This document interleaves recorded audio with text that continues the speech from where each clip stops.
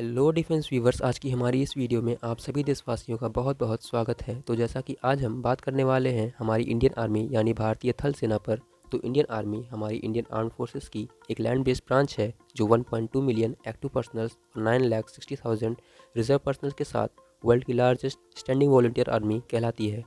Indian army का origin east India company से हुआ, जो आगे चलकर ब्रिटिश इंडियन आर्मी और प्रिंसली स्टेट्स की आर्मी बन गई, जिन्हें इंडिपेंडेंस के बाद नेशनल आर्मी में मर्ज कर दिया गया और फाइनली 26 जनवरी 1950 को इंडियन आर्मी की स्थापना हुई। दोस्तों, अगर बात करें इसके लीडरशिप और कमांडर्स की, तो इंडियन आर्मी के सुप्रीम कमांडर इंडिया के प्रेसिडेंट होते हैं, जो कि वर्तमान समय में प्रेसिडेंट माननीय रामनाथ कोविंद जी हैं।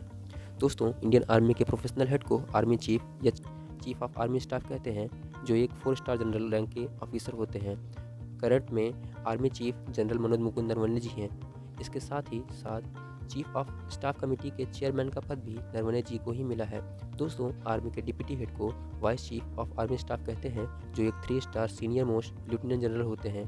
Current army vice chief lieutenant general चांदी प्रसाद मोहंती जी हैं। दोस्तों, इंडियन आर्मी की highest attainable rank field marshal की होती है। ये पद किसी 5 स्टार जनरल रैंक के ऑफिसर को ही दिया जाता है, बट इस पद को रेगुलर आर्मी स्ट्रक्चर में प्रयोग में नहीं लाया जाता। आपको बता दें कि ये ग्रेट प्राइड और ऑनर का वार टाइम अवार्ड है, जो कि वार टाइम सिचुएशन में एनिमी के सामने नेशनल ब्रेवरी के लिए दिया जाता है। अभी तक ये रैंक इंडियन आर्मी में केवल 2 ऑफिसर्स को ही मिला है, जिनमें सबसे पहले थे फील्ड मार्शल KM करियप्पा और उसके बाद फील्ड मार्शल सैम मानेकशॉ थे। दोस्तों, हमारी इंडियन आर्मी का headquarter integrated defence headquarter ministry of defence new Delhi में है। बात करें इंडियन आर्मी के रैंक स्ट्रक्चर की, तो दोस्तों, इंडियन आर्मी के रैंक्स अपने मोस्ट ऑफ द पार्ट्स के लिए आज भी ब्रिटिश सेना की ट्रेडिशन को ही फॉलो करते हैं।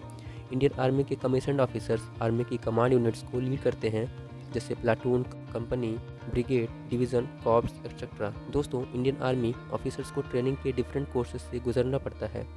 प्रमोशन और अपॉइंटमेंट्स के लिए मेरिट के बेस पे मूल्यांकन भी किया जाता है। आर्मी में सबसे छोटी रैंक के ऑफिसर को सेपॉय और सबसे हायर रैंक के ऑफिसर को फील्ड मार्शल कहते हैं। आर्मी के रैंकिंग स्ट्रक्चर में 3 डिवीजन्स होते हैं, जिनमें पहला कमीशन रैंक्स, फिर उसके नीचे जूनियर कमीशन रैंक्स और सबसे नीचे नॉन कमीशन रैंक्स आती है। कमीशन रैंक्स में सबसे हाई लेवल के ऑफिसर्स आते हैं, जिनमें सबसे ऊपर फील्ड मार्शल, फिर general, lieutenant general, major general, brigadier, colonel, lieutenant colonel, major, captain और लेफ्टिनेंट आते हैं। उसके बाद जूनियर कमीशन रैंक है, जिसमें सबसे ऊपर सूबेदार मेजर, सूबेदार और फिर नायक सूबेदार आते हैं।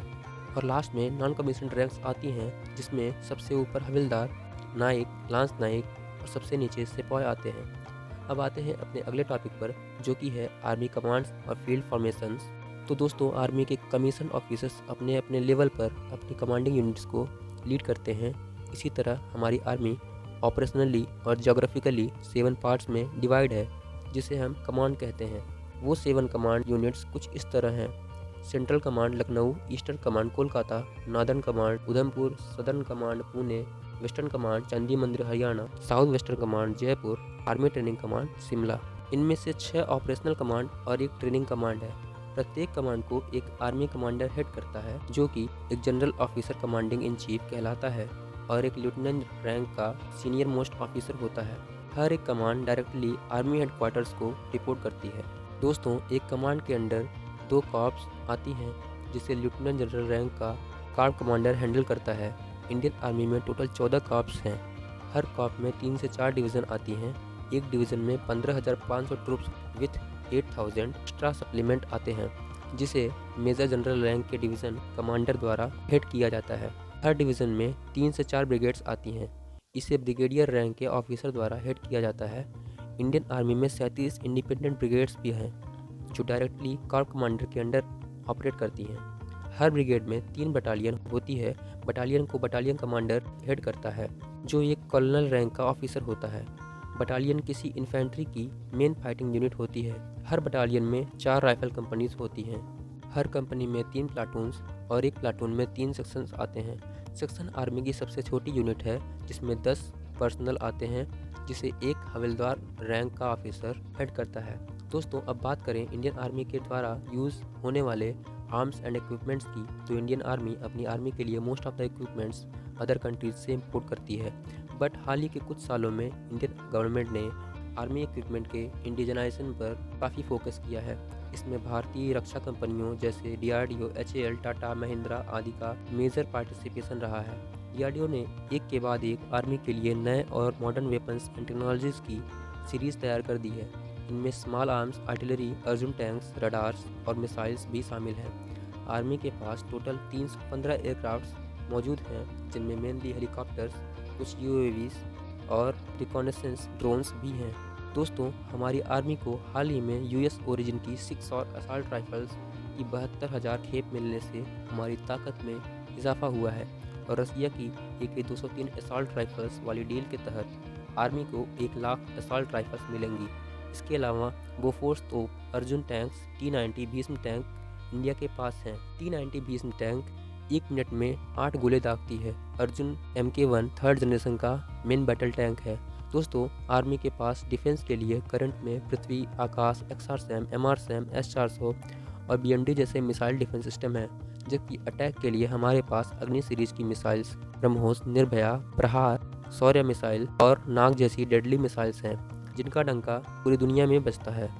दोस्तों, हमारी आर्मी बॉर्डर की सिक्योरिटी के साथ बॉर्डर के अंदर हमें नेचुरल कैलेमिटीज़ और दूसरी प्रॉब्लम से बचाने के लिए ह्यूमन रेस्क्यू ऑपरेशंस भी कंडक्ट करती है और इंटरनल सिक्योरिटी के थ्रेट्स से भी निपटती है।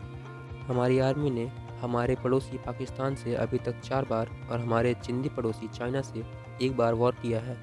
इंडियन आर्मी के कुछ major operations operation Vijay, operation Meghdoot और ऑपरेशन कैक्टस हैं। दोस्तों, हमारी army UN peace keeping missions में भी कई बार पार्टिसिपेट कर चुकी है, जिनमें Cyprus, Lebanon, Congo, Angola, Cambodia और वियतनाम प्रमुख रूप से हैं। तो दोस्तों, हमारी आज की इस वीडियो को यहीं पर समाप्त करते हैं। अगर आपको हमारी वीडियो पसंद आई हो तो हमारी वीडियोस को लाइक करना और चैनल को सब्सक्राइब करना बिल्कुल ना भूलें। तो मिलते हैं आपसे अगली वीडियो में, तब तक के लिए जय हिंद, वंदे मातरम।